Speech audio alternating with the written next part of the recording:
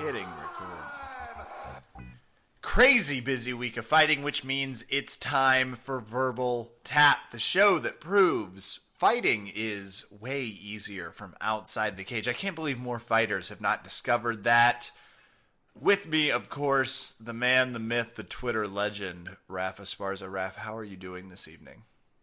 I'm tired.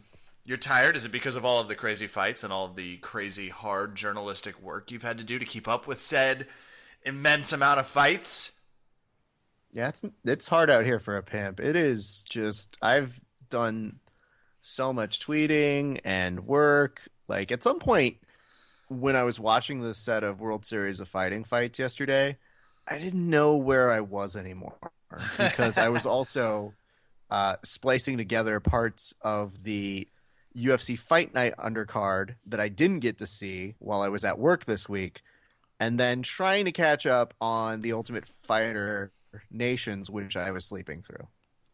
Well, you're a very busy man, so don't beat yourself up.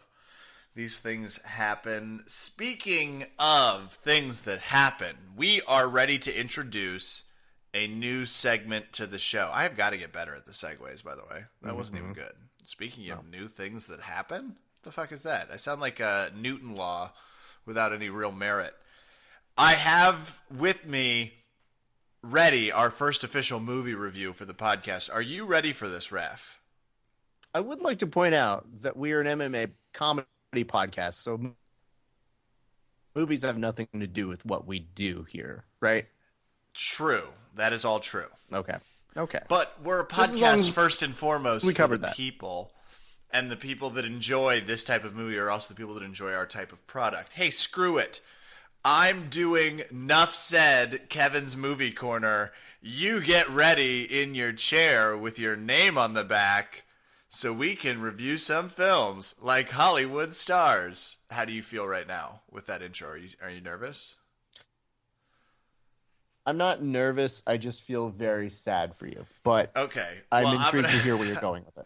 I watched Lone Survivor, which for those unaware has been just royally promoted by the UFC, so much so that Goldberg interviewed Marcus Luttrell and Pete Blurg about the movie. First of all, it's a team of Navy SEALs versus 200 Taliban soldiers on a mountain during the day. Nuff said. Raf, what do you think about that as my sign-off when I'm saying things that are definitive? Nuff said. I think that's normally when things end, right? So is this done? No, not even close. So Well, there then are why two would you say that? stories here. There is the obvious Operation Red Wing, which is what the movie is based off of, for Navy SEALs going to do recon on a key value target.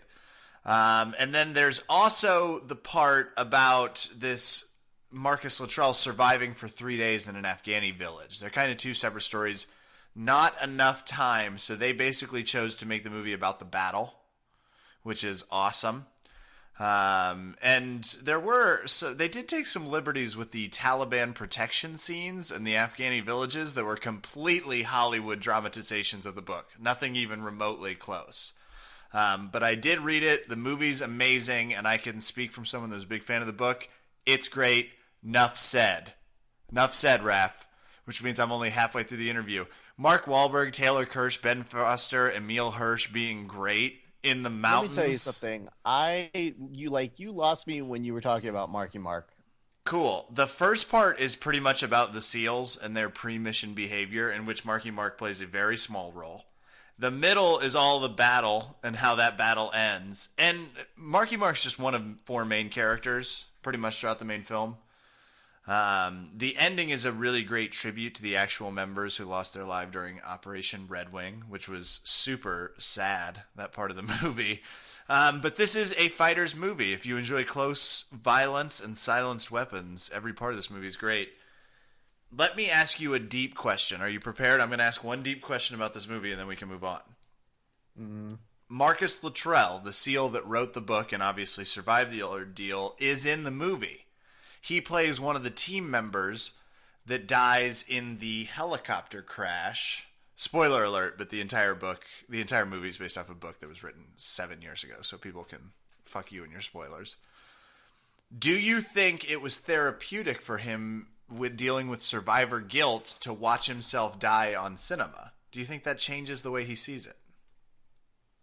Well, let's put it this way. I feel like in the time you started doing this review, I died, and I'm having to now probably listen to myself when I review this podcast, die all over again. So I understand kind of where he's coming from. Nuff Said. I believe it might have been accurate. I'm reading from my script now. This movie had that one deep question, but I'm going to end this. Down? Oh, I wrote every word of this.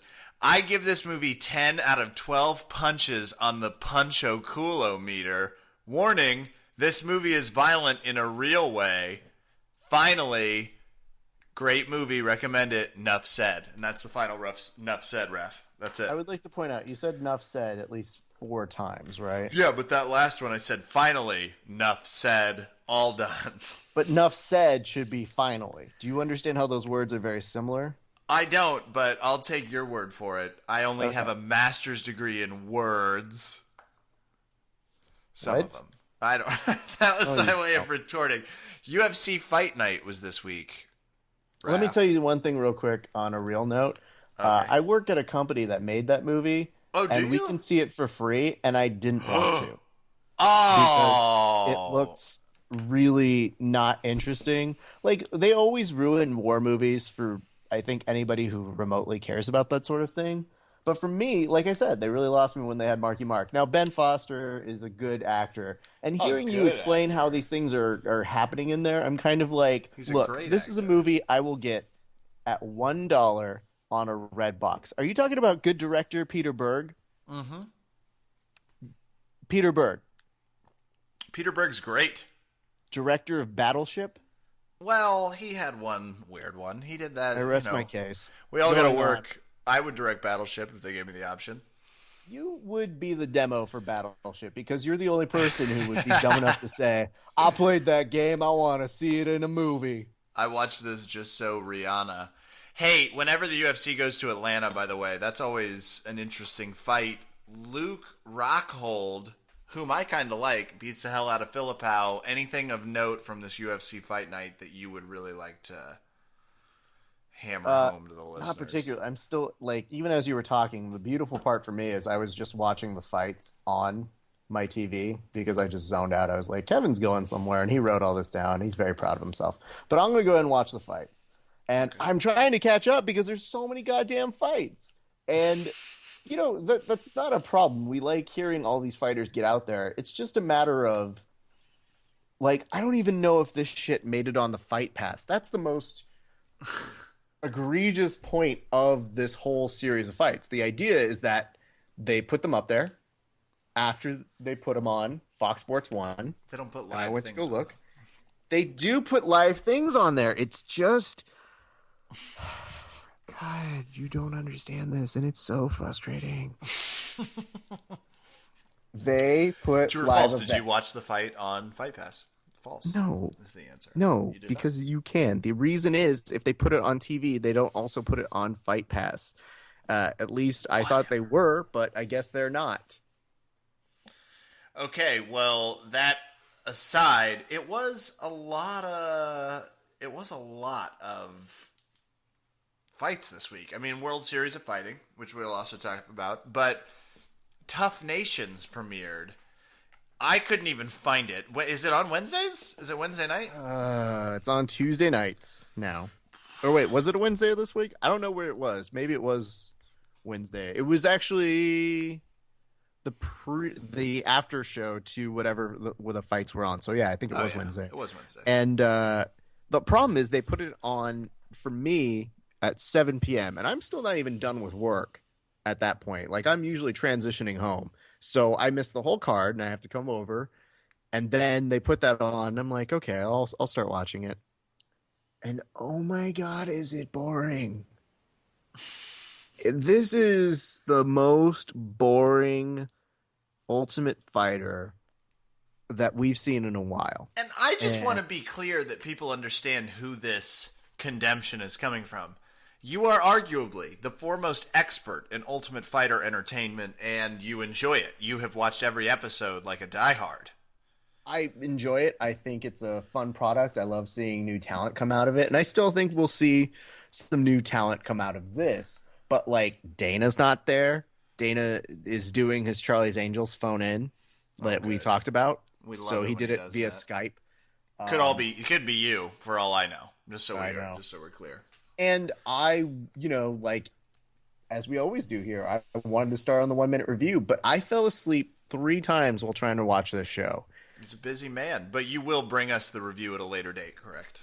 Let's say yes, but Let's say yes. things can change because if I see the next episode and I'm not in, I may start reviewing older episodes of The Ultimate Fighter that were That way would be more awesome. exciting. That would be kind of cool.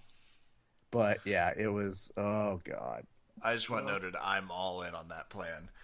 Well, Tough Nations, look for a review coming next week when hopefully they hit the interesting meter on Raph's spiked interest and he can... I'll try and get caught up if I can find that genie that has my second and third wish, so maybe I can find a replay of it before I, have to see it come out online. World Series of Fighting had some problems displaying the fight live. Okay. The fights, Let me walk you excuse through me. this, Kevin. In the very beginning, they put them on the prelims on the internet. And it's a standard thing. Not everybody has the best prelims. You have trouble always finding things because you don't know how to use a computer or try. But Absolutely. this was interesting because during the actual show, the actual broadcast on the internet of the prelims, Bass Rutten and whatever Joker he was talking to that was part of his announce team never knew when they were on camera. In fact, they redid an entire segment because they weren't sure if it went out. You heard PAs talking. You heard technical directors talking in the middle of everything. You heard them constantly say, wait, are we filming now? Is this what's happening? Not Okay. Good. Not good. You heard them trying to give out hashtags in the middle of it. Like, my brain started melting at the amount of productions stumbles that were happening. And worst of all, I've seen better production value at cable access shows than I did at World Series of Fighting yesterday. And it was sad because we want competition to succeed, but for the love of God, hire some people who know what they're doing on these production podcast things. I'm curious if there's a company that does this standard.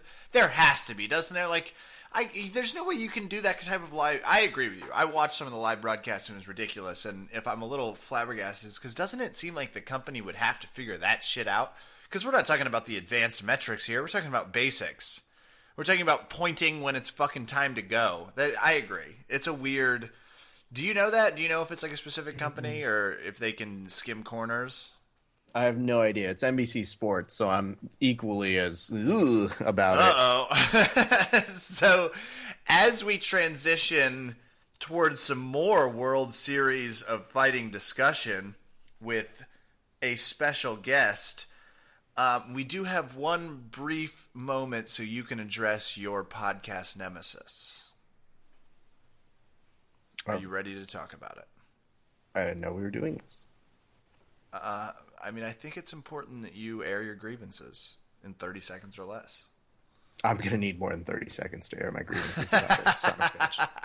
I'll tell you this right now. Okay, fine. Yeah, I really wasn't thinking about it, but I did tell you guys I would listen to OpenMatRadio.com's interview with Matt Kirtley, who was also on our last podcast.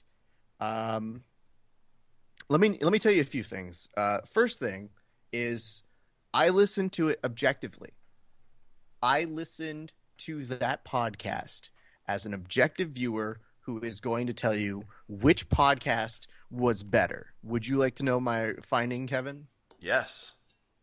The better podcast with Matt Kirtley was Verbal Tap Podcast. Ooh, I felt the rain down Africa. That makes me want to sing. I'm sorry. It makes you want to sing that song? I don't know why it would come to my brain. You've only been singing it every break we've had for 3 I will weeks. say this. Okay. Production note to those of you who are listening.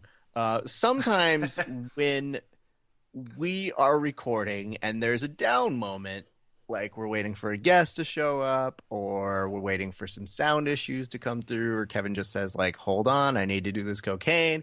I, on the other side of the world, start singing Toto's Africa.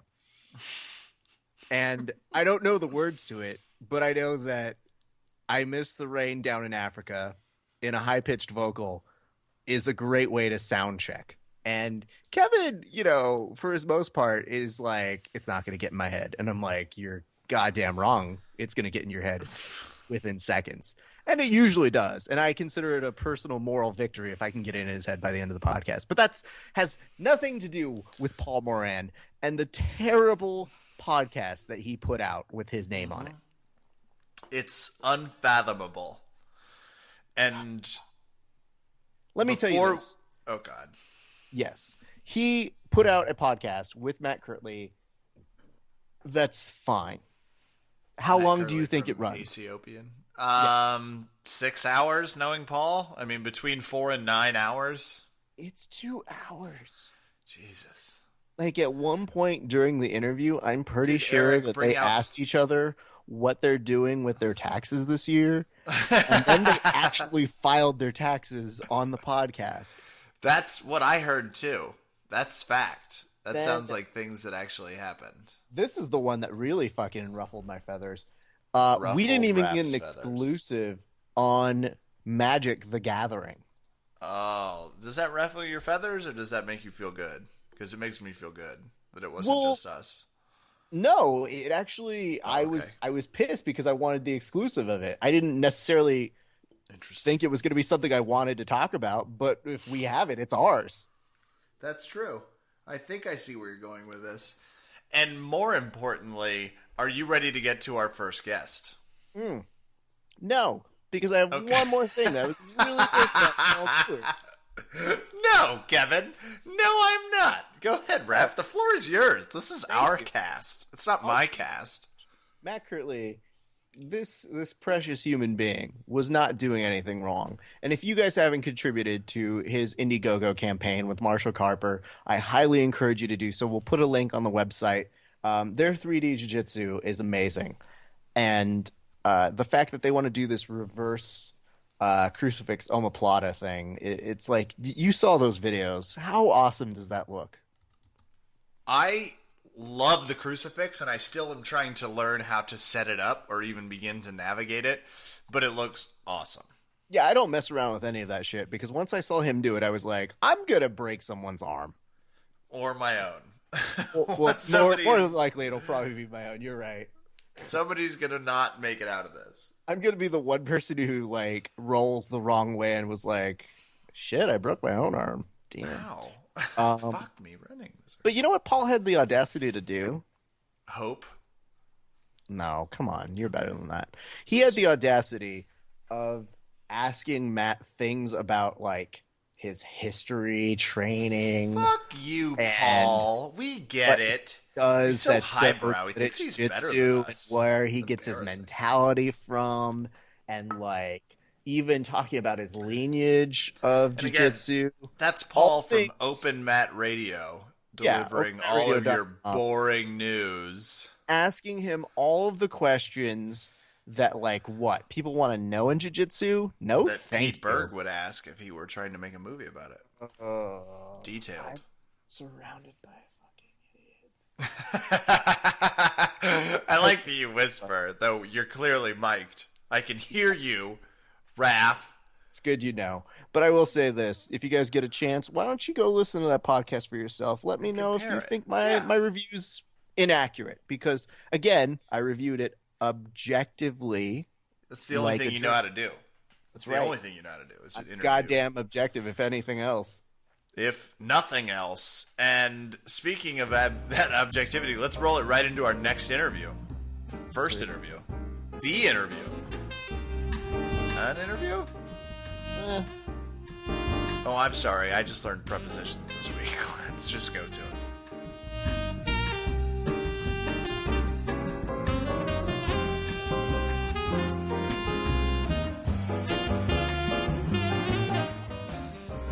Verbal Tap listeners, fresh off a World Series of Fighting 8 victory, we have on the line Cody Bam Bam Bollinger, who defeated Tyson Nam by unanimous decision. Cody, how are you doing this evening? How does it feel to get this first big pro win in the spotlight?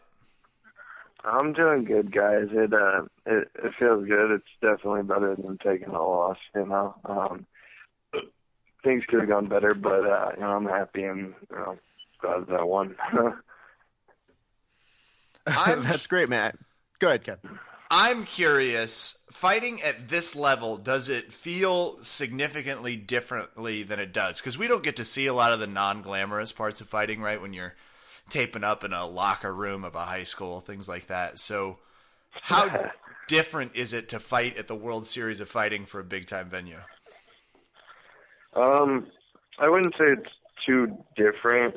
And, you know, it's obviously nicer arenas and, you know, a bigger stage and whatnot and, you know, better competition. But, you know, it feels the same as every other fight. And, they don't have, like, a personal ball assistant that just walks around making sure your sack stays, like, a hefty distance off the ground? There's someone that does that? No. Okay. That's maybe for the main event, not for me. Not yet. Kevin, why does your brain go there as, like, that's what main fighters do? I just thought, what's the number one thing? What's the number one thing I would want? If I were at a new venue, I would want a personal ball assistant. I thought I was in the norm there. I guess. Oh God. I guess that's not a good idea. Thanks, I'm gonna have to work Cody. that into my next contract with them. See, more that unites us than divides us, Raph. That's all I'm saying. First of all, he's not going to put that into a contract, so I feel very affirmed in my stance here. Second of all, can you imagine telling your lawyer it's like, I have a very big request, and the lawyer being like, what? And it's like, I mean very big. My sack sometimes drops a little bit, and I need some assistance there. Can I get somebody to check on that? And do you mind making it part of my contract so it's legally binding? Just put it in my writer. Now, Cody, you know, it was so cool seeing you on there. I do have a few issues with the broadcast. Have you had a chance to actually sit down and watch any of the broadcast yet? No, I haven't, man. I got to watch the third round again on like mute, but that's the only part I've been able to see so far. Wait, you watched the third round on mute. Explain to me why just the third round on mute. I don't know, man. They recorded it and it was like I could hear them and not broadcast, so I just kind of put it on mute. And it was all good, man. I like the idea that it was just the third round, that they were too busy DVRing like Seinfeld reruns. Yeah, right. They couldn't give you the full fight. The whole fight. It's like, they recorded the whole fight. They just wanted to post the third round. Yeah. Now, talk us through, you know, what surprised you, what was interesting about the fight, what was something that you didn't expect out of yourself. Well, tell us all of it. Tell us everything you can. Yeah, the insider stuff you remember. Yeah, what surprised me is that I went 3 rounds with the dude who knocked out Eduardo Dantes on my feet, man. That definitely wasn't the game plan, you know. I obviously got rocked once, but besides that, you know, I was surprised that I went 3 rounds on my feet with this dude and outstruck him, in my opinion, and the judges. You know, I know a couple people were upset and, you know, weren't too impressed with the fight, but I had fun, man. I did some weird, crazy shit that I do when I spar, and I got to have a fun time. You know, I had some pretty decently serious injuries that, you know, I almost pulled out of this fight. 2 weeks ago, I almost pulled out of this fight. And, you know, for having those injuries, not to make excuses, you know, but, I mean, I couldn't grapple at all. I was warming up in the back, trying to grapple with my coach, and, you know, they were thinking about pulling me from the fight, you know. So, I did what I could, and, you know, if he's upset and everybody wants to see, you know, a rematch, and by all means, you know, let me heal up, and we'll do it again. Can we ask what's the injury? I don't know this. Yeah, what is it? I tore the cartilage in my ribs, or separated the ribs or whatever. and then had a fun little shoulder injury that I've been dealing with. But nothing, surgery needed, just stuff that needs time to heal. And Sure. instead of taking that time to heal and pulling out of the fight, I did what I could.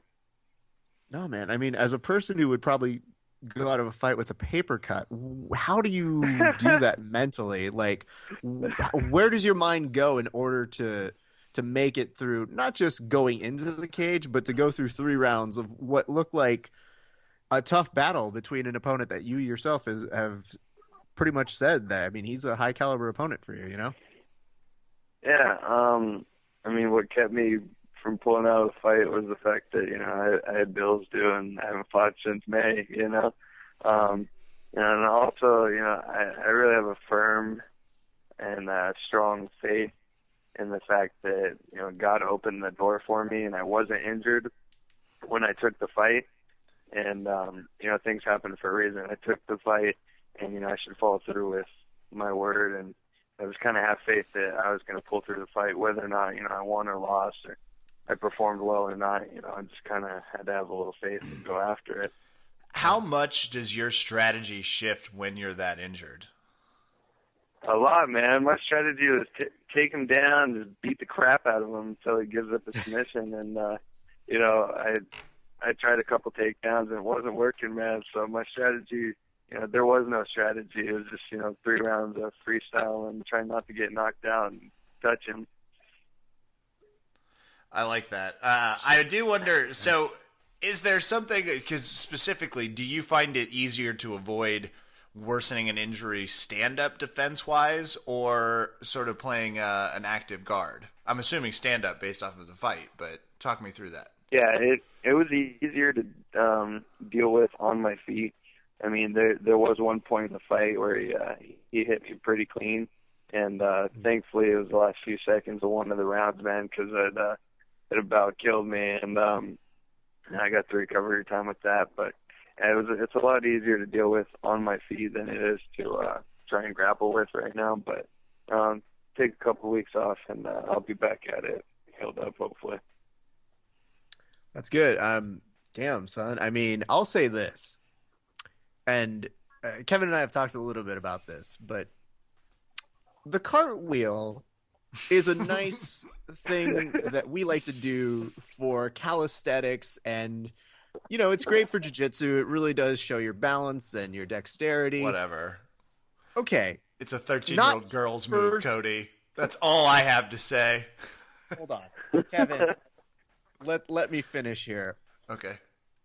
At what point do you decide, okay, I love the cartwheel, but let's attach a kick to it and just see what the fuck happens?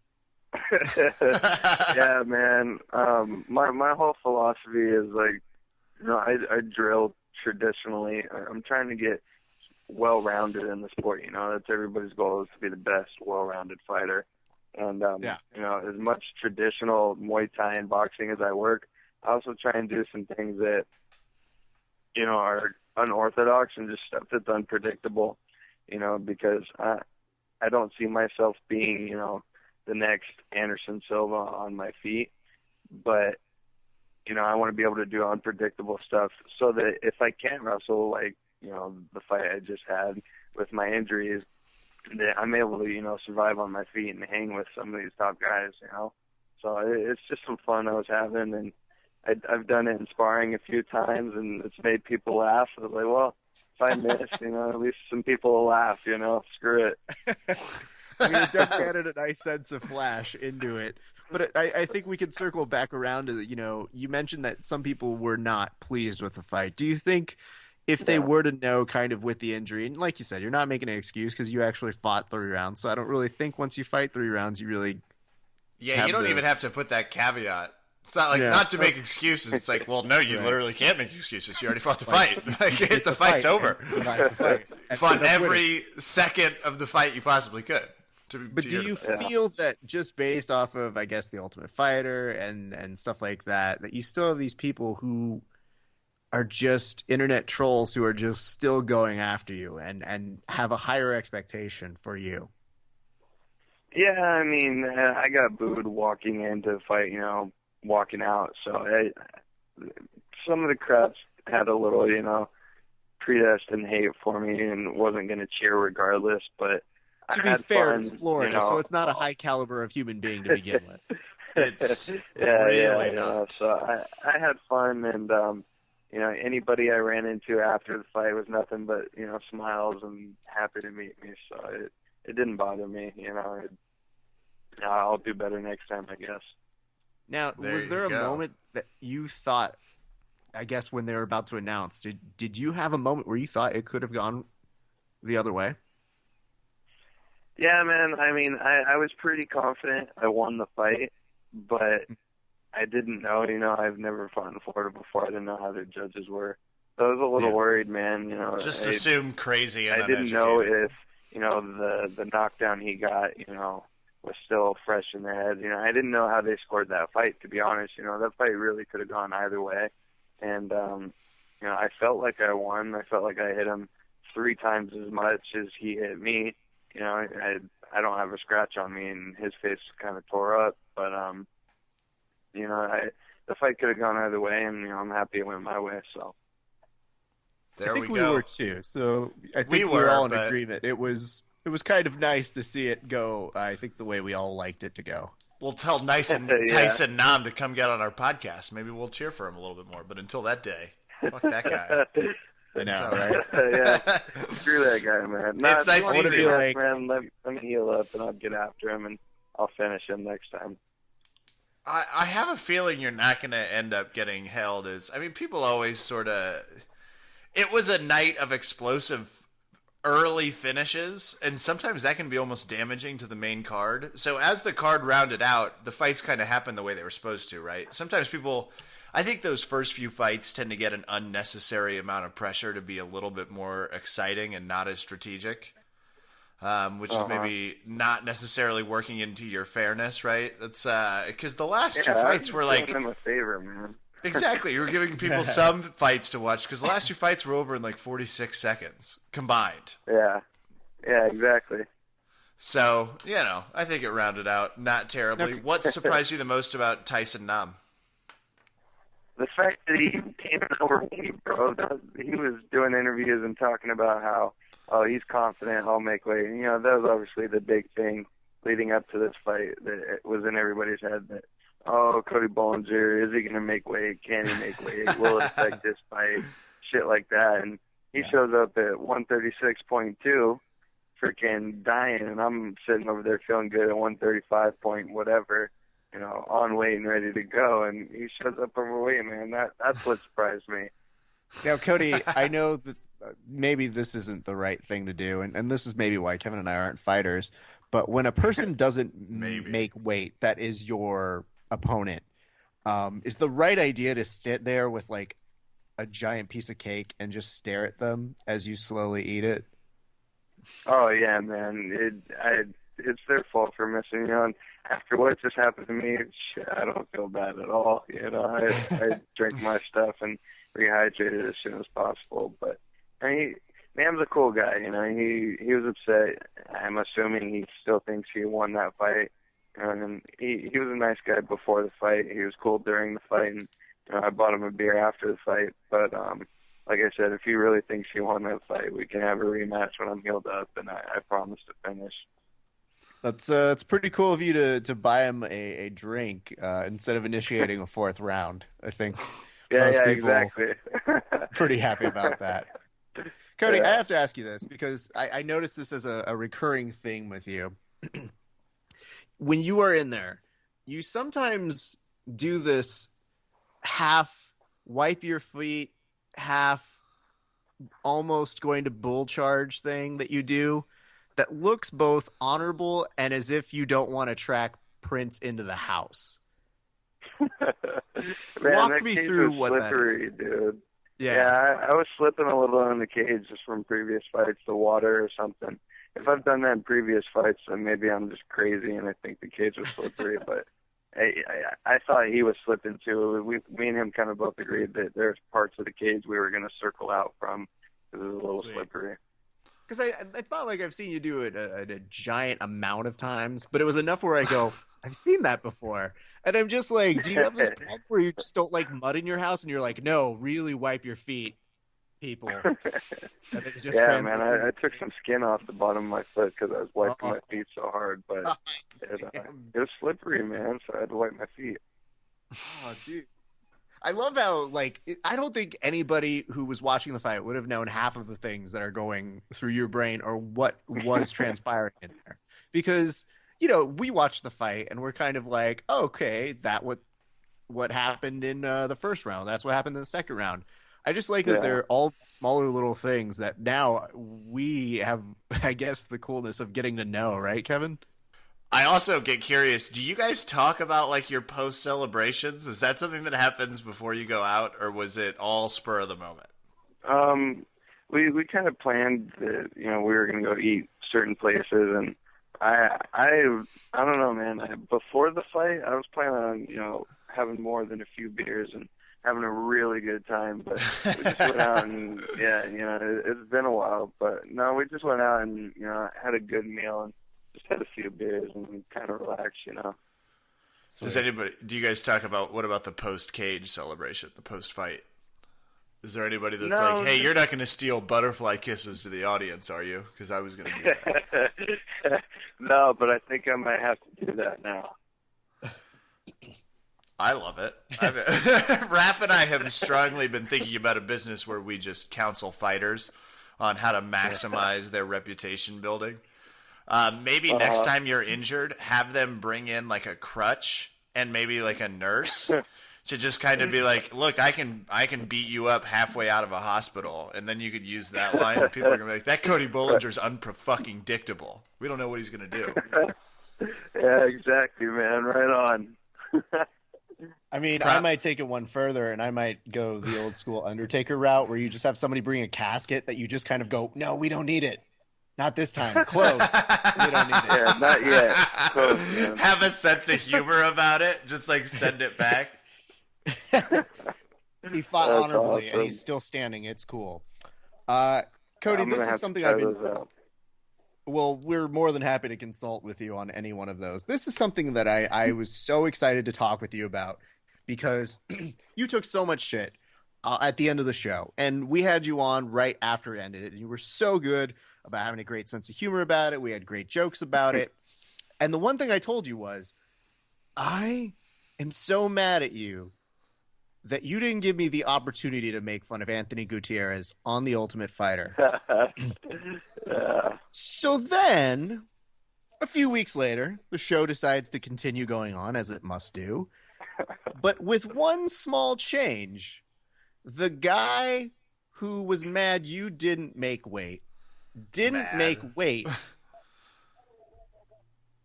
Tell me your thoughts when you heard of this and after. I thought it was pretty funny, man. It was obviously, you know, I don't wish bad on anybody, and it's not Anthony's fault that I missed weight, you know, so it sucks for him, and, you know, you think he would have learned from me, but he didn't, and, you know, he paid the price I paid, and, you know, hopefully he can bounce back like I did. We'll see. I mean, I hope so. His post video wasn't nearly as good. His post video was the saddest. He shot it in a webcam. He also made a really funny, like, inappropriate joke on his apology. That was something about that was hardest is, you know, you get a guy who just had an opponent miss weight, and then he decides to go straight into the Miracle Whip and eat as many pizzas as he can. And, like, pinky swear to Ronda, he's like, I'm not going to miss weight. I'm fine. I'm going to eat as much as I can. And then just, like, home. And it, like, my brain just exploded to the point where, again, it wasn't even fun to make fun of his episode, because at least with you, I feel you were very honest about, you know, not making weight. And with his, it was rough to watch. Yeah. He went to bed and somehow gained 6 pounds because he had clearly... Yeah, that was a little funny. Hearing his team kind of like Sherlock him out and recount the things he ate was like, oh my God, this place must have been a fucking nightmare to live, just with people constantly judging everything you're eating. Yeah, that was one of the things about being in a tough house, man. you go eat something little, you know, or you go have like an extra bite of, you know, your chicken, and everybody's mad dogging you like, oh, you better watch it. Now I can't say anything, but you know, whatever. Well, I'm curious to see if they have like a huge, after all of the missed weights in the last one, I'm curious to see if they have anything for this next series. But what's going on next for you, Cody? You're going to heal up. Do you have a timeline on what it's going to look like fighting-wise and sort of the healing process? No timeline yet. I mean, I'm not fighting in March, that's for sure. I'm just going to heal up and help my little brother get ready for, you know, his wrestling season. I might end up jumping into this wrestling thing called Agon that CF is putting on. You know, strap up my wrestling shoes one more time. But as of right now, man, I got nothing planned, and I'm not going to be planning anything for, you know, at least a week. So I'm going to take my time and enjoy the win. At least a week. That's good. Cody's like, January's done, guys. Yeah. But I'm going to give it 1 to 6 weeks before I make a decision on how I'm feeling. Well, we were stoked to see the results. People can still find you on Twitter at Bam Bam Bollinger. Yeah, at Cody Bollinger, yes, sir. At Cody Bollinger. I'm sorry. I go with the Bam Bam. What's your brother's nickname? Do you call him Little Bams? Or is it like... No, I can't call him Little Bam. All right, so the dude's 18, but he's like 6'1", 185, and just solid muscle. So I can't really call him Little, man. I'm like the little older brother. Sucks. So he's more in charge, especially in the nickname. Yeah, that'll make sense. Well, hopefully he'll be following some MMA. That's going to do it for us here tonight with Cody Bollinger. We were stoked to see the results. Raph was tweeting out feverishly. We can't wait to talk to you again. We hope the recovery goes well. You get all healed up. And seriously, yes, thank you guys for having me on, guys.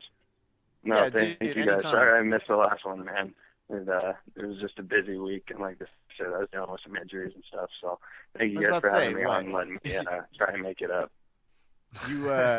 You act like you were fighting last week or something. Weird. I will say this, Cody, it is such a great thing of you to take the time out to talk with us the day after a fight. So, you know, you're part family here, so anytime we can help out you or any of your projects, we always want to be in touch with you, and we want to be in touch with you for when you get healed up and you start going to whoever you're going to be fighting next. We're excited for it. Right on, man. Thank you guys. All right. Cody Bollinger.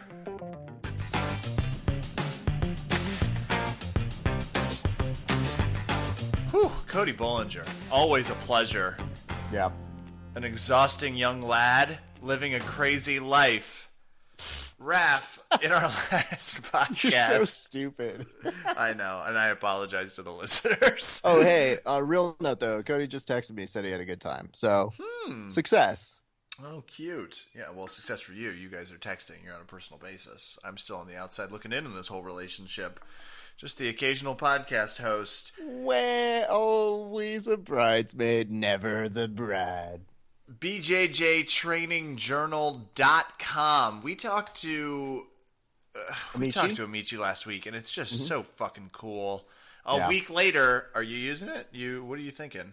Yes. So what I am doing right now is I'm actually logging some blogs that are hopefully going to be kind of funny, kind of serious, I guess, recollections of stuff that I've been doing in training for the past week.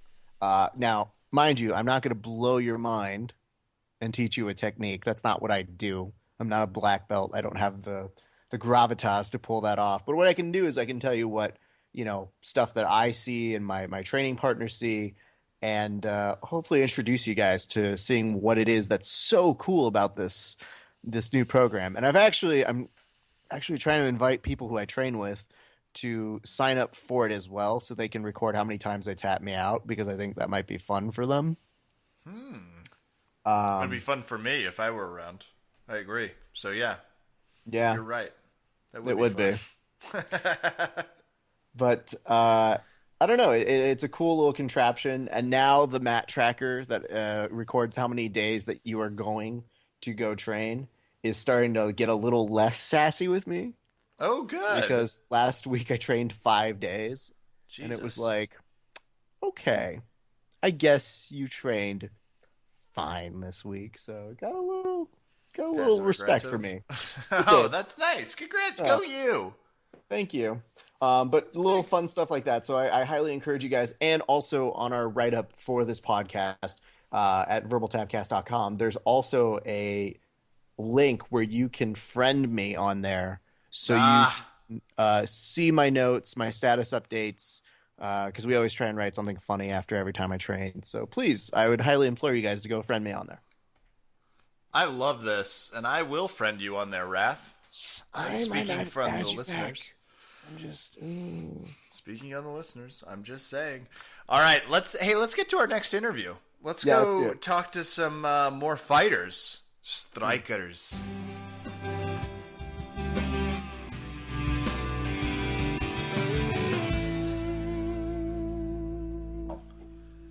It's a fun day at the Verbal Tap Studios, especially when we get to interview some of our own. We have two lovely fighters on the line from Systems Fight Team, or STC MMA, Dmitiry Gerasimov and Marcus Kowal. How are you doing tonight, gentlemen? Dmitry, how are you? Quite well. It's Gerasimov, by the way. It's Gerasimov. Damn it. Just to be clear. I'm going to put this down. Can not tell you how many times Kevin tried to get that name right. And much like watching a crash landing happening right before you, where you see a train wreck about to happen, you just go, I can't wait. I can't wait. Oh, it was so awesome. The best part is I was sure for a second. I'm like, crap, I've been pronouncing it wrong this whole time. God damn it. I did practice it. If it's the thought that counts, I don't No, I'll ask my ex-girlfriend. It isn't. Marcus Kowal. How are you doing this evening, Marcus? Great. Absolutely fabulous.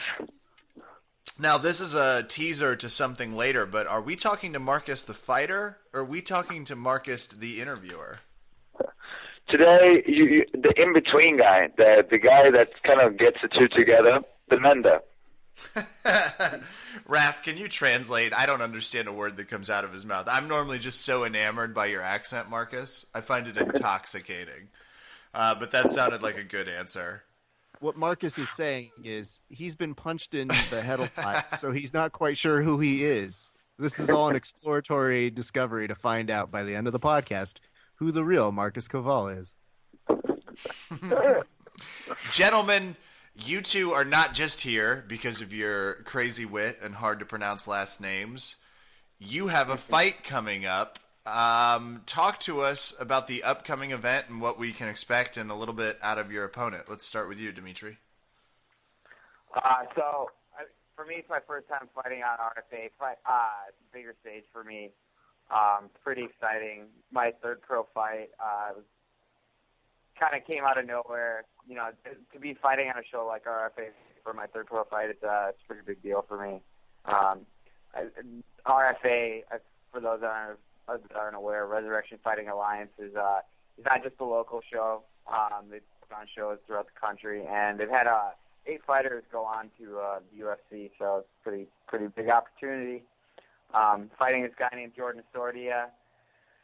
He's a guy with a boxing background. I'm a striker myself, and it should be an exciting fight. Now, you have a Taekwondo background, right? Yes, sir. Now, you were also a state champion in that, or am I just making up facts at this point? Yeah, I mean, I was a brown belt state champion. Sweet. Brown belt state champion. Very cool. How much groundwork have you done, or is it almost exclusively stand-up? I stretch out on the ground. There we go. Then you've got the foundations already. No, I'm just kidding. I extensively. I mean, I've been training jiu-jitsu for like about 5 years now. I'm a blue belt cool. in gi, and I've been doing no gi for longer than that. I've competed in tournaments before. I won my last 2 fights with my ground game. So yeah, I'm confident wherever the fight goes. And I saw myself in MMA. I said that I'm a striker, but at this point, I'd like to say that I'm an MMA fighter, not just a striker. Well, I'm stoked. Raph sent me the highlight video that it looks like you just released like in the last day or two. No, that's old. No, it's from my amateur career. That was my friend Ashley, manager at Systems Training Center, Vince Cachero, put that together for my first pro fight. RFA very cool. Posted it, so that might be the one that you guys are looking at. Highlight. Yes, that's what we were looking at. I was like, this motherfucker's got some mean strikes. Marcus, let's switch over to you. Who are you fighting? Who gets the chance to step in with that accent of yours? That's the thing. I'm a little bit confused. I thought I was fighting Dima. No, I'm fighting. I'm fighting Zach Chavez from Denver, Colorado. He's this is going to be his 3rd pro fight, but he only has 1 loss at quite a few amateur fights, and his last fight was for RFA as well. Is nominated as Fight of the Year. It was a war between him and Danny Manos, who's a great fighter as well. He won off his back in a decision, switching between arm bars and triangles, and it was a bloody mess. Both of them were a bloody mess. So I'm expecting. He's tough. He's short. He's 5'5", very stocky. Looks a lot bigger than most 135ers, but it's 2 inches shorter than me. And I had an interview with him. You know, he's a high-level high school wrestler and black belt Brazilian Jiu-Jitsu. So it's a classical matchup between a striker and a grappler. I presume that he's gonna try to take me down, and I'm gonna try not to be taken down. And whoever does that best, I think, is gonna win the fight.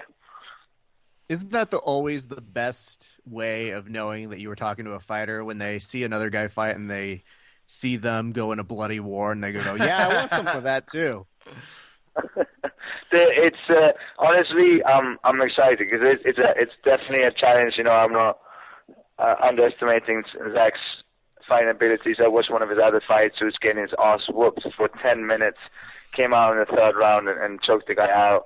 You know, he's game. He comes to fight, and I have a pretty aggressive style as well. And I honestly think that if, you know, both of us bring in that night, it's got. This fight is going to be the fight that's going to outdo his other Fight of the Year nominee. So what you're saying is Zach is a pussy and not worthy of being in the cage with you. We hear it. We hear what you're saying between the lines, Marcus. It's no problem at all. You know what? It's funny. I heard this interview, and he seems like a real cool guy. I hope he gets to stay in LA for a couple of days. Maybe we can go out and have a beer after the fight. But honestly, during those 15 minutes, it should be a war. I'm actually looking forward to it. I'm hoping someone's filming it. Oh yeah, wait, it's going to be on Access TV. But I'm hoping to be able to see it because I think it's going to be a fun fight to watch. What a dumb fake plug.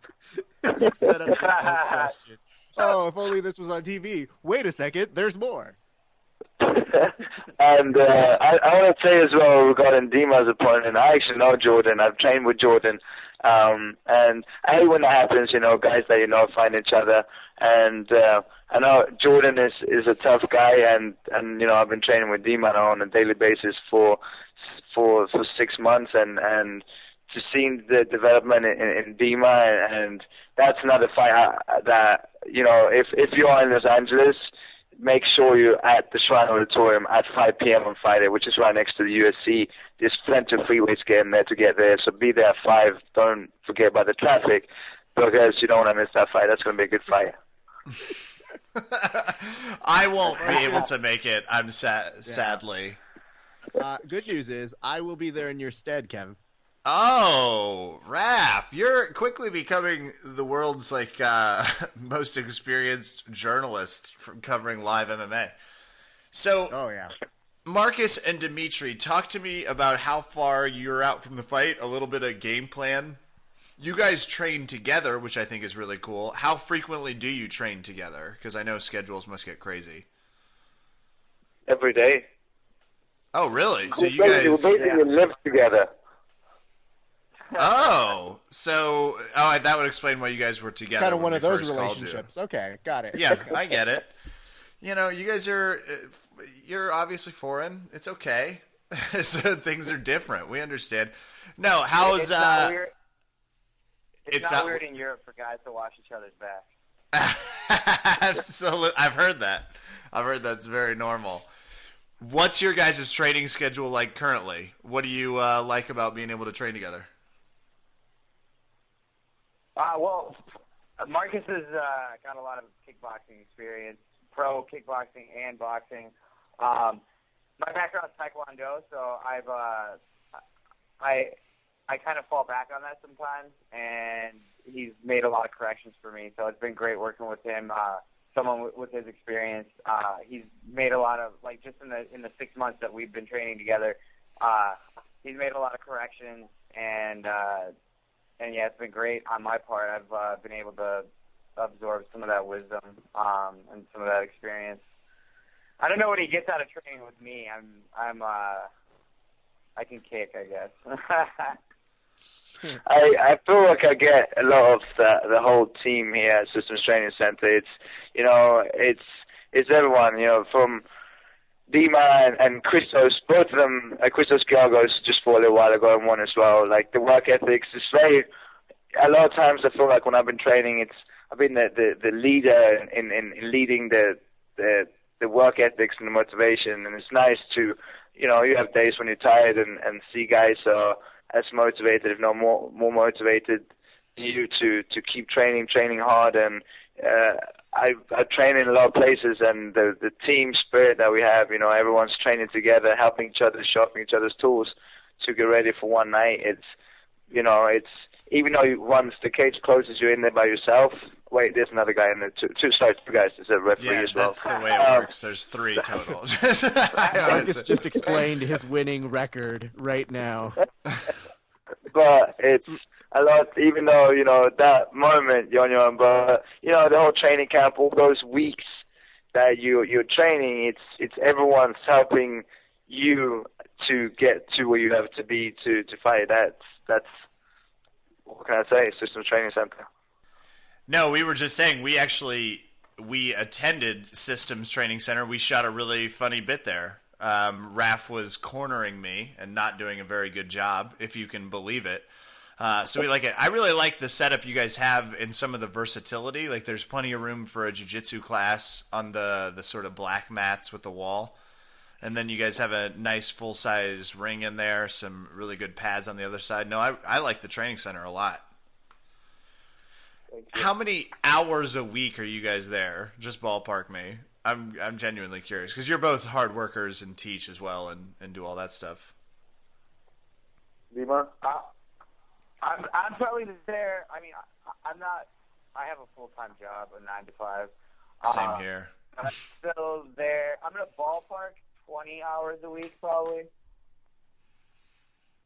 What about you, Marcus?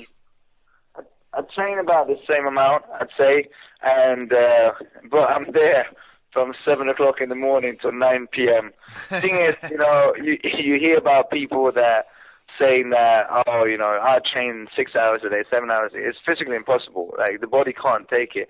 There's days that you train harder than others, and there's days you train longer than others. But that's maybe, I don't think, I've had days when I train up to like maybe 5 hours in a day, but it's not high paced the whole time. And another thing regarding Zach Chavez, I heard is in his interview, he said, he owns a gym, so it must be easy for him. Yeah, access wise it's easy for me, but when you're running a gym, it's hard to sit on 2 chairs at the same time. Either you're running a business or you're training. It's very hard to do both at once. So it's a lot of hours of training, but it's also a lot of hours of work. Just so I can summarize for the record, and Raph, you can tweet this. Marcus is saying Zach's shitty at both being a business owner and a fighter, and that he hopes he continues to suck at life. Am I getting that correct? Did I take that? I don't want to be a bad journalist when it comes to time direction. we're not exactly. That was it. Okay, Yeah, perfect. I'm not going to wait for him to confirm any of that. I'm just tweeting away as a real journalist should. That's good. Now, yeah. Dmitiry, this is going directly at you. Now, I need you to respond as honest as you can to the following question. Maybe. Okay? No. I will cut you off this fucking podcast right now. But I We'll need cut you out every to ounce of respond. Dmitiry so far. It'll sound weird, but fuck it. That's how It's going to far be like we're the prepared Sixth to go. Sense, and we don't even give a Okay. shit. Here is Honesty. the question to you. The question is, what the hell is wrong with you? And I'm going to go ahead and follow up with the reason behind that. Dmitiry was supposed to give us the exclusive first interview for a podcast. And what does he do? He goes around and gives some other podunk podcast a first exclusive. Now, let me tell you something. We wanted to be your first. That was the whole reason we booked you on this goddamn podcast. So, I repeat my question. What the hell is wrong with you? I auctioned off my podcast virginity, and they were the higher bidder, I guess. Oh, so now you I- get some fancy sheik that walks in that offers you 10 cars and you just give yourself to him. Well, you know what? I, need to I explain. actually, yeah, I actually What was the there hell is wrong with you? And why? when Dima got that call, and I remember because I asked him, I was a bit surprised as well when I said, Dima, weren't you supposed to do the first podcast with the Verbal Cop podcast? And he said something about being very amateur-like, and something about not something personal with rap. I don't know. They met a few times, and it was something personal. Plus, this other podcast gave him a cheap bottle of vodka, and he is Russian, so. That is true. For all this demand of honesty, there seems to be a lot of bullshit flying around today. Dmitiry, let me tell you something real quick. Okay, first of all, yes, we are amateurish, and we run with that in our promotional flyers, so thank you. You're complimenting us. And two, you are obviously just jealous of my facial hair, so I understand it is quite intimidating for you to go through that. I'm sorry, could you repeat that? I couldn't hear you over how awesome my beard is. Because your beard goes over your ears, because that makes sense. Okay. You don't I just ever want to to- outbeard someone named Dmitiry, though. I feel like you're automatically more just predisposed to have a kick-ass beard. You know what it is? I'm arbitrary in this. I don't He's have had a lot of I don't people have a in his dog. life come up and compliment him on his beard. Really? And you know what? Yeah, he has. He has had a lot of people who have treated him with the respect of a Make-A-Wish kid, but it's cool. Okay. But I'll tell you this. Okay. So, Dmitiry, we're going to give you a second to go ahead and redeem yourself and tell us why you're happy to be on our podcast. So think about that while I address Marcus real quick. Marcus, are you ready for your problem that we have? Yes, sir. Okay. Since when did you think you were Eddie Murphy? Eddie Murphy. Mm-hmm. I guess from the first time I had sex, but When was that, Marcus? Just to be clear, was that 2 or 3 weeks ago? What was the exact date? Eddie Murphy. I don't know because of the stand-up comedy.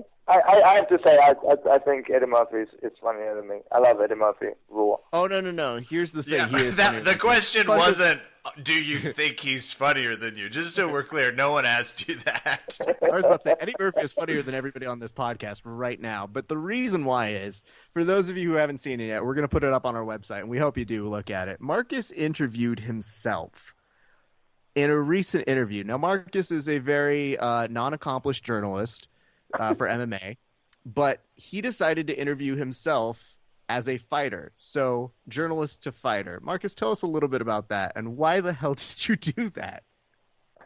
A couple of reasons. One, Dima said, "Why don't you just have Raph interview?" And I thought, I'll just do it myself.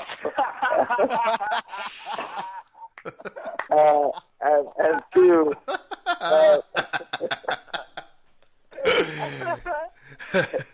there's actually there was another interview after another fight for Samurai, my last fight at Samurai, and just because of being a journalist and doing a lot of interviews interviewing these fighters, and always having to do interviews.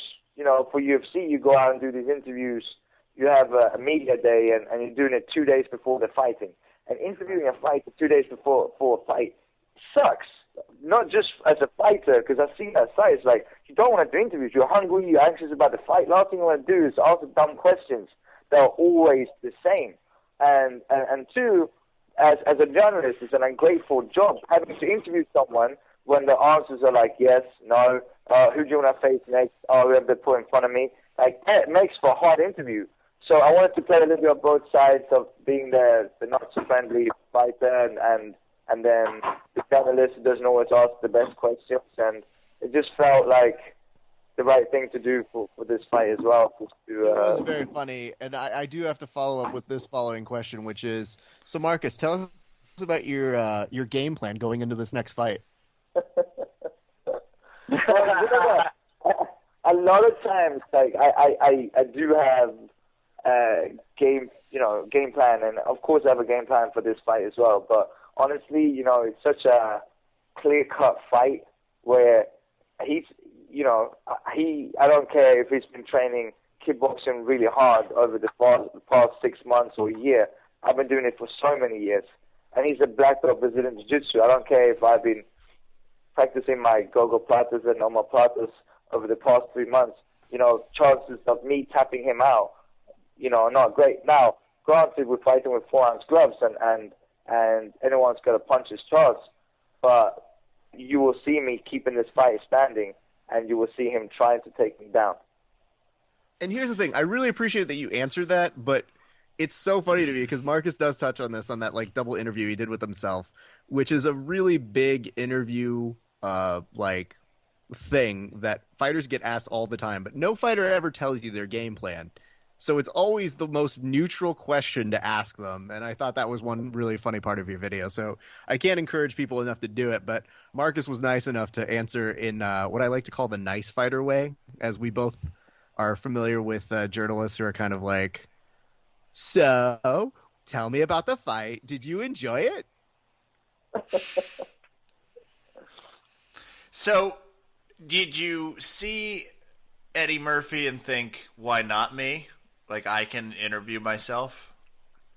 No, I actually, you know, when you said that, I thought, wow, Eddie Murphy, I didn't know he was an MMA fighter. But no, has he interviewed himself? I never seen it. Well, he just plays a lot of characters. And we just found it particularly funny because you're asking yourself about what your game plan is. I also, my favorite, without question, though, is when you mispronounced your own name.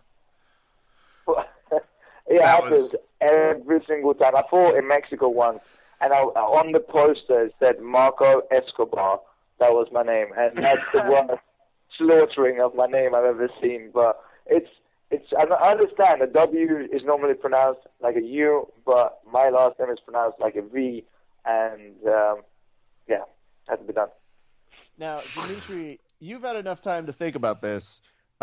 If you could explain to those people who had you on their podcast for the first time, would you take it back and would you come on and give us the exclusive all over? There's only one right answer to this, Dmitiry. That wasn't the question you had me thinking about right now. I know, I'm pulling a trick on you. Podcast. Oh, would I take it back? I no. I mean, would it change anything? It might. I might not be as hostile to you. It's the thought that counts, Dmitiry, like practicing your last name. How many times did that last podcast practice your last name? But no, I am really happy to be on your guys' podcast. I finally have a reason to listen to it, so thank you for that. Yeah, I know, and this is really, I'm gonna fuck ass right now. This is how you know we have somebody like him. He's not even following us on our fan page, but yet he's now on our podcast. What a dick move. I'm going to do that right now. I promise. Yeah, I know, because America will turn against you. And if not America, several members of Sweden and Canada who also listen to this show. Right, and I will say this. I just saw him. He just added it right now. So good job. But we have this nice rapport with you guys because not only are you guys fighters, but you do in the Venn diagram of life actually share a little bit of commonality with myself more, Kevin less. But you guys also have done stand-up comedy. Can you guys explain that? And as fighters, why? Because fighting's so much cooler than getting up and telling jokes. I wanted to do, honestly, it was one of the coolest experiences of my life. I felt like shitting my pants before. I have terrible taste, but I know it's Go with common. that instinct. It's hilarious. For me, it was about conquering that fear, and yeah, it went really well. I had a great time. It was a cool experience. And the best part, he goes up there. We do it. We had a stand-up comedy night, and at the gym actually at Systems Training Center here in Hawthorne. You can follow us on Twitter, Systems TC. Was that on TV too, Marcus? No, it wasn't. No, that's not. But it will be on YouTube. And we had a great night doing it. We're actually hosting another one coming up now in February, and it was really cool to do. I lost a bet and I did it, and when I lost the bet, I had to go up and do it. I didn't expect the bastards who put me on there to put me on a Saturday night at 8 p.m. for 7 minutes at the Westside Comedy Store in Santa Monica. For someone who doesn't know stand-up comedy, 7 minutes is a long time. I had 48 hours notice to do this, and it went well, and it was on my bucket list, so I wanted to get it off my bucket list, and I did, and a bucket list, you have to get stuff off your bucket list. The last thing on my bucket list was to roll a golf cart. I did that on Christmas Day, and stand-up comedy was definitely a lot better. And the best part with Dima going up there was, so he does it at the gym when we're doing it, and he goes up there. Not does he do a really good job, he goes up there and he roasts me. What does roasting Marcus entail? Just out of curiosity. I made fun of his height. That's yeah. And then he goes on about how his mom's had 5 abortions, and I'm like, how am I even going to get back at him? And how do you make fun of a guy who's just been up there telling a bunch of strangers that his mother is a whore? It's impossible. It is a tough act. I don't know how to give you guys advice on how to follow abortion, but I can tell you the two gentlemen that aside are funny. So that is the funny part for me to watch you guys do this. As you've noticed here tonight. Hi, Mom. Oh, let's be real. If your mom's listening to this, she'd probably like the fan page a lot quicker than you would have. I assume she just walked through the door. I like the idea that for these two in particular, though, like, I need you guys to tell me, if somebody roasts you and you have the ability to spar each other, does that carry over? Because that doesn't happen with comics. With comics, you go up there, you make fun of somebody, and then you're just like, that guy can't beat me up, so I'm good. It's a different story with you guys. I never thought of it that way. I think it's really a similar exchange. I mean, rolling with the punches. It's all taking a good stride, both sparring with each other and clowning on each other. I mean, Marcus cracked some jokes in retaliation during his set. Yeah. What is the worst joke that Marcus has told about you, Dmitiry? Oh, jeez. I don't know. There's so many. What was... I don't even remember. Marcus. I will compliment you guys, though, real quick, because I think this is cool. You always hear about people trying to stretch themselves mentally when they're fighting, and I don't know if you guys put this much work into it, and I highly doubt it after a 30-minute conversation with you, but maybe you guys hosting it's sort of a renaissance time. I mean, to have a comedy night at an MMA gym where there's so much testosterone and masculinity, but there's also a lot of comedy, I think is really cool. And I bet it ends up making you guys stronger in the fights coming up. against that Oh my guy God. Marcus can't stop Kevin talking shit on. Just went into the Marcus Kowal land of transitions. I nailed it. Wow. I nailed it. That was terrible. I transitioned the fuck out of that.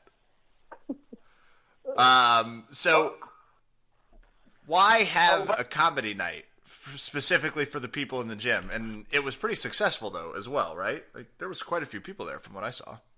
We had about 100 people there, and it was even the comics that were there. We had some pretty big names as well, and they're like, damn, that's a really grateful crowd, and it was a fundraiser for a lot of the kids that train at the gym.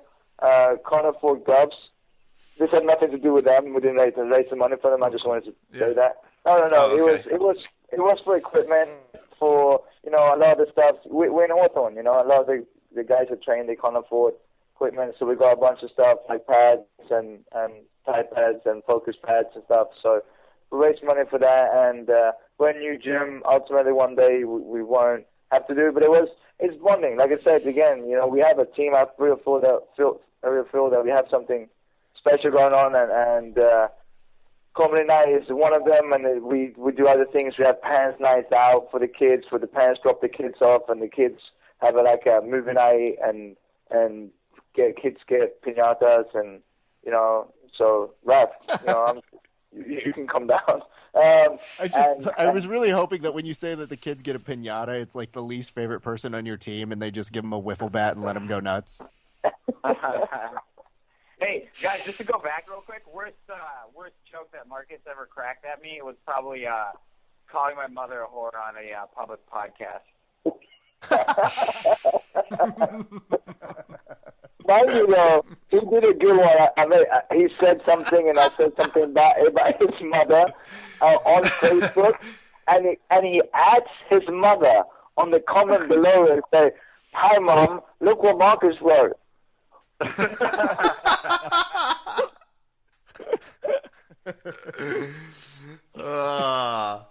What a great place to, I guess, bring this interview to a halt. Is there anything else we talk about? This is great. We're going to have you guys on all the time. I was about to say, why don't we do this? Let him do it. Let's set the clock at a minute and let them both... how Marcus is. I know how he is. But that's the thing. I'm going to cut him off. He knows that I will actually edit the podcast so that he only gets a minute. So Marcus... So all Marcus says is Dimitri's mother's a whore over and over again. Right. That's the only comment people hear. You have 1 minute of free time, Dmitiry, to make your shout-outs, to be followed by 1 minute of Marcus interviewing himself as both journalist and fighter. So I can't believe the three of us were welcome on this today. I assumed Marcus would take over the podcast and just... It is true. Knock me off. So let's start with Dmitiry. Go for it. You have your minute starting. Go. All right, well, I'm not going to plug the gym because I'm sure Marcus is going to do all that. But I just want to say a big shout-out to my team at Systems, my coach Ian, Team Victory, Coach Rod, everyone in my every one of my friends that comes and supports my fights, everyone that just drops a comment on my Facebook. You all know who you are. Everyone in Minnesota. My family back home in Minnesota, my beautiful, lovely fiance, Amy, who cooks me crazy, delicious, healthy food and puts up with all this bullshit. And anybody else who's following, anyone else who's a fan of MMA, you guys keep the sport alive. It's a great sport on earth. Thank you. Well done. That was at 45 seconds. Marcus, I have to reset the clock because I know how you go. You have 1 minute starting now. Interview yourself. I would say I have a minute and 15 because I'm taking 15 with from Systems Training Center. But interview myself, Marcus, first of all, I'd like to ask you, is anyone in particular that you want to give thanks to? And no, it's just the same guys as always. My team. Why would anything be different? Everyone asks the same question. Who do you want to thank? Who do you think I want to thank? Maybe the people that helped me get ready for this. Maybe the people that helped me financially through this, which in this case are my sponsors, RevGear. Thank you very much. Dinah Starter have been great. Thank you for that. And they were just on another podcast about how they've helped support fighters. Thanks for that. Acne Clothing from Sweden, being the first fighter period to be sponsored by Acme, that's a big honor for me. Swedish American Chamber of Commerce, to be sponsored by them is great. And obviously, when I say Season Mouth Guards has always been there supportive, and happy birthday to Sasa, the owner of Season Mouth Guards. It was a birthday yesterday, always supportive. And just fitnesscenter.com, amazing website. Anything to do with fitness. Hawthorne CrossFit, nominated as Strength Conditioning Gym of the Year in MMA world. Also located, by the way, at Systems Training Center. All right. Close enough. Marcus, wow. You know the best part about that whole experience was listening to you try and come up with character distinctions. You're like, I think one character should talk like this, and one character should talk like this. So congratulations on making them two very realized, different personalities. But you guys are a blast. I cannot wait to watch you guys fight.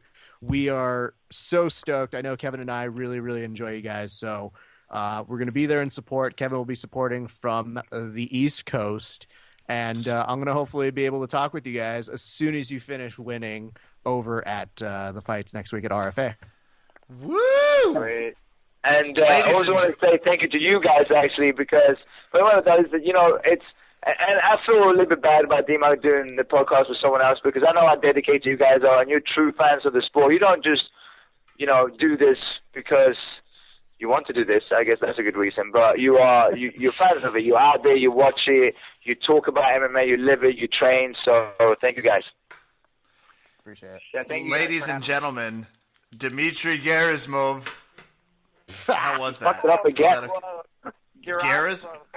Gerasimov. It's got some more gira. We need like a tilde or something over the R. You know what? We didn't deserve to have him first, but I'll tell you this much. Those fuckers on the other podcast fucked up his name just as much, so I don't feel that bad. Gerasimov. Okay, Ed Marcus, come on. Thank you guys very much. It was our pleasure. Kowal, man.